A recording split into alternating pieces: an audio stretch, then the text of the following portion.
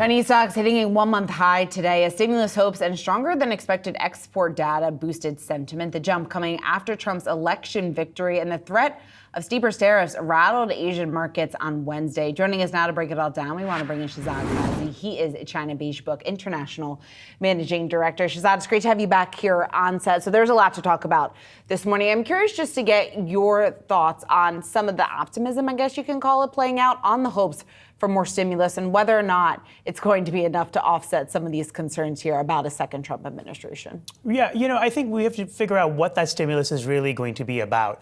I think some of the more bullish voices are probably going to be disappointed because what you're about to get, I think, is a big chunk of money which is really going to be spent on recycling debt in China, which is a classic way they handle bad debt problems in the country. You're not getting a more muscular housing rescue package. You're certainly not getting a consumer or household-focused stimulus package of the nature even that we are used to out here in the West. So I think we need to keep our expectations modest for now while realizing they want to save some of the firepower for the future. How seriously are they taking the threats from a potential second Trump administration when you talk about 60% tariffs across Chinese goods? I think they're taking the threat very, very seriously, which is why they probably want to make sure that they've got the fiscal power or the firepower ready when Trump tariffs do go into effect. But, on the other hand, I'm sure in the back of their minds they're thinking, we got a pretty good phase one deal. Can we do it a second time around? Do you think they can?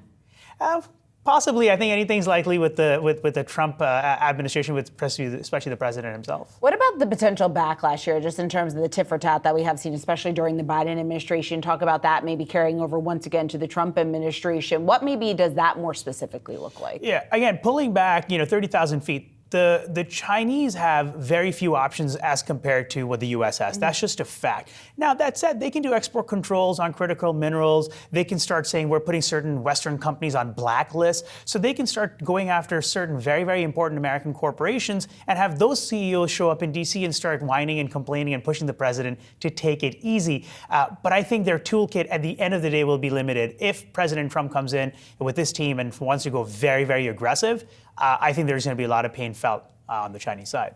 Let's take a step back and talk about the Chinese economy more specifically. I mentioned some of that data that we got out this morning. China's export growth surging in October, the fastest growth that we've seen since July 2022. We're hearing the Chinese slow down here just in terms of a sluggish economy on more and more earnings calls. It seems like this time around. What's the state of play right now? Yeah, look, I think the Chinese economy has been nowhere near a crisis all year long, which is why, by the way, you're not getting sort of this bazooka-style stimulus.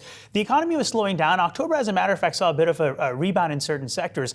But what you're getting in the exports data, especially on the commodities and steel side, is, that problem of China dumping its goods abroad, especially on the commodity side. And yes, on other manufactured goods, you are getting some growth being pulled forward right now because companies here, of course, are concerned about tariffs next year.